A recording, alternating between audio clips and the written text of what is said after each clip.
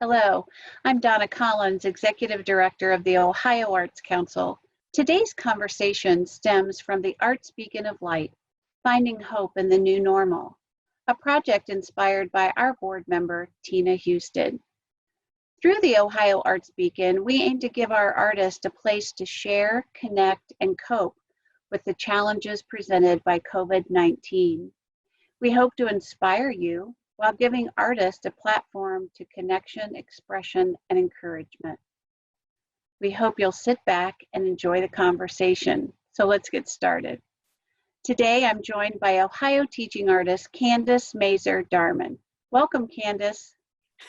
Thank you, Donna.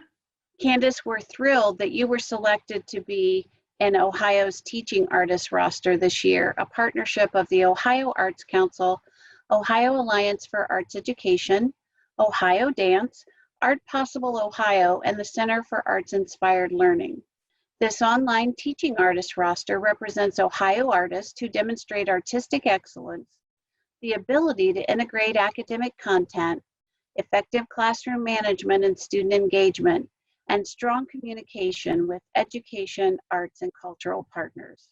Candace, one of the questions on our mind is about the COVID-19 crisis and how it's impacting teaching artists. Can you share with us how the crisis is impacting your engagements with students and teachers, and share with us any innovative ways you've been connecting? We are in unprecedented times. I don't think anyone has the right answers. The technology for me has been really very frustrating. It's been a huge struggle on how to impact with kids without looking them directly in the eyes. I guess one way I've learned to modify it is the course through Zoom. An example is my residency with A.G. Bell School. It's been so wonderful because we have the classroom teacher online, actually two, one hearing impaired teacher, also the classroom teacher, an interpreter who explains things for kids, plus other supportive teachers, all on board at the same time, and up pop the students, teeth missing, parents adjusting things. It's just been wonderful. The lessons have been powerful, talking about animals and how they together survive, using a book called Packs. We use puppets. The kids actually draw their own puppets during the session, cut them out, and we actually put on a little puppet show the more we get together. So that's just a little glimpse of what it's been like. Candace, do you hear from other teaching artists similar stories about what they're doing to adapt and create opportunities for kids? Teachers have been very vocal, so especially in supporting and helping each other, sending links, cross disciplines. But the main overall effect, I think, is our amazement in how parents have been there to support their kids. Parents are now proactive in the way their kids learn. They're saying incredible things about teachers, supporting teachers and how much how important their role is in their own children's lives. They preface things with, of course you can post it. It shows how great my son or daughter are doing. They're very appreciative during this process, and all the teachers have commented on that. Well, Candace, it sounds like those parents have become advocates just like you. I've heard you say many times something like, and you can correct me if I get this wrong, but for the promise of arts education and the lifelong learning to inspire, as well as honor and celebrate play, natural creativity, imagination, and improvisation, we're the advocates for these things for kids. Your work, and I've seen it in action many times, allows children to understand just how capable they are to achieve learning when they apply their uniqueness, their individual strengths to the learning process. Share with us a little more about this belief system that you have and how it's impacting children and teachers, and I dare say parents too. Well, the arts help students integrate their knowledge. Let me give you an example. The performance was all scheduled to go with a group of 3 classrooms of second grade students. They wrote the scripts, they did the research, they talked about biodiversity, biotic and abiotic influences in an environment. We built a special stage where the students would sit around the edge, marked to the stage, and then we were sequestered at home. But here's where students are so fabulous. They were given the assignment to design their costumes at home. Off they went. If an animal had big ears that lived in the desert, the student made big, huge paper ears.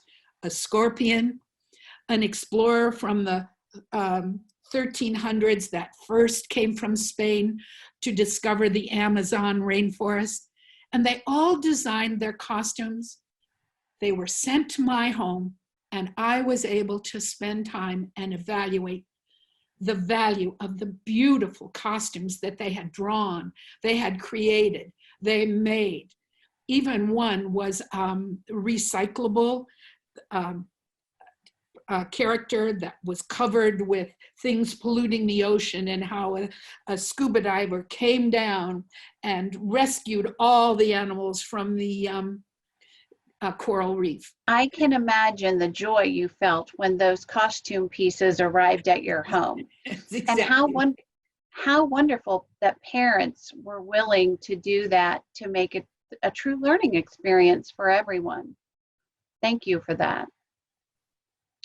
In preparing for our conversation today, I was thinking about how you tie literacy and drama theater together.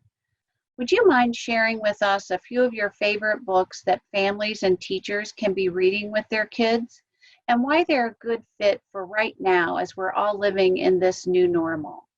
I guess I'm really excited about the fact that it's not giving kids more knowledge, but to give the kids support through literature during this time. The everyday of processing and applying knowledge. One book that I think you also know, it's called Say Something. The reason that I really especially like this in this time, we can say things to people around us. If you're in an argument with someone, let people know, say something. The important thing is to maybe write a note to someone who you've upset. Maybe you can just sit next to someone who's confused or maybe even crying. But we can say things in so many different ways, and I would recommend this book. Another kind of a secret one is a little girl, her mom had written to us saying, "My daughter's frightened of losing a new tooth. Is there anyone out there who can help?" Everyone has their own little stories to tell. So I would recommend maybe a book like this, it's called Throw Your Tooth on the Roof. Traditions from all around the world, what other people do about losing their teeth. Maybe it's an Aborigine story that says, put it inside a plant, and as the plant grows, your new tooth will grow. Maybe it's the sunshine from Libya that says, throw your tooth at the sun, and then your smile will be as bright as the sun shines. So with your students, you can also create your own legends or myths on ways to handle losing a tooth. So those are 2 books that I thought would explain the purpose of literature during these times. Thanks. I do know one of those books, and I might just have to buy another one. We have some staff and friends who have toddlers and almost kindergartners, so that could work. Oh.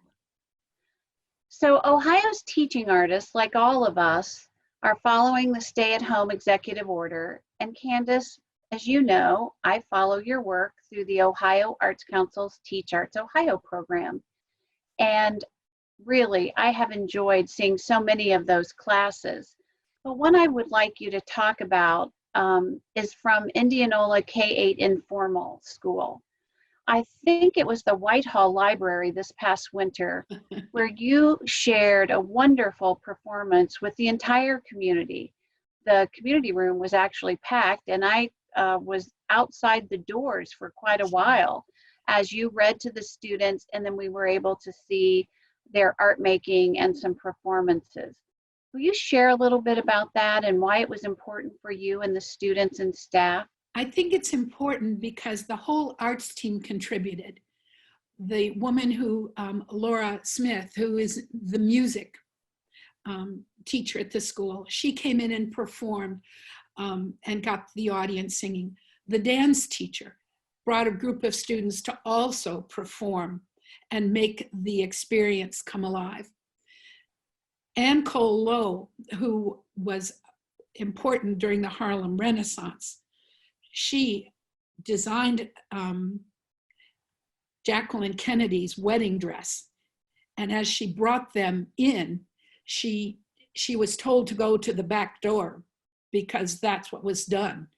And she said, with an armful of dresses that she had to recreate 8 hours before they were due, she said, if I cannot come through the front door, you will not have these dresses. So that kind of courage was celebrated at the Whetstone Library that day. It was beautiful. And I love that the children had created dresses too, right? Fancy dresses, as I remember. Each classroom created a dress that celebrated what they had learned about the Harlem Renaissance. And there were 18 very proud formal dresses hanging around the room to celebrate not only our fabulous art teacher who had given them all the guidance during the year, but also the teachers and the strength of what they had taught.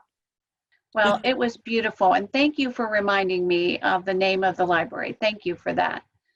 So Candace, as an educator with multiple degrees in science, curriculum development, and theater, you have a unique perspective on arts integration. You talked a bit about that with the what I call the fancy dress project. Share with us a bit about how you work with teachers to create the best learning experience for young people that ties multiple subjects like reading, science, drama, theater together. And if you have some tips to share with us about how we might engage with the children in our lives virtually, because that's the only way I get to see my grands, to accomplish that kind of arts integration would be great. Because I have taught science, I've also taught K-8 and also directed plays. Teachers invite me into their classrooms because they want strength and support using the arts in teaching their curricular goals. I feel very honored when a teacher says, I'm doing this author, come in and what can we do with it? I guess my understanding and love of children comes through when I see a child who loves to talk. So we work on dialogue and give that child the spotlight. Or a child who kind of always brings up the opposite opinion. We talk about conflict resolution. What is the problem and how can it be resolved? Antagonist, protagonist, two characters working together towards the same plot development. Also, aggressive and assertive behavior. What's the difference between the two? So you take the literature that maybe that fourth grade teacher is working on and develop it using theater skills. And again, putting the right student that has certain behavioral issues in the right role, and the magic happens. And there's always the jokester that has to tell the funny line. And so we introduced this theory at the end of a scene. When you're writing a play, put in a tagline and get everyone laughing. And then you make heroes out of the students that sometimes don't always see their place. We were very fortunate this year for one of our plays to be selected by Columbus Children's Theater. and it was a classroom wrote a play together. We wrote a play together. It was about the computer talking to the third grade student. And the computer was the antagonist and would break down and would cause disruption, would give hard questions, say you'll never get the answer. And the student persevered through all of this. And the tagline at the end, "Ha ha, I'm going on to third grade." So it's been very rewarding working as a teaching artist. Candace, I love the joy you exude when you talk about that, and how timely for that particular play as children find themselves in front of screens this spring, virtually learning from their teachers and their teaching artists. You know, and speaking of the jokester, this reminds me of a video I saw that Indianola K-8 staff did for families to tell the kids, I miss you, we miss you, persevere, stay strong. And I saw you running through the woods with a dog, making all of us laugh. Thank you for that. Do you want to tell us what that was all about? I guess kids want to know that we're there for them. They want to see that familiar face solving a problem. And my dog was unruly, and I had to try and get him under control to show that we don't always have control of things. And at the very end, I got to wave to them. Thank you for watching it, Donna. I was very proud of the faculty that I work with. You know what also tickled me about it, Candace, was that they included you. You are part of their team. They see the teaching artist as integral to what they do with children as part of the full education system. So hooray for them. Well, we've spent most of our time talking about your role as a teaching artist.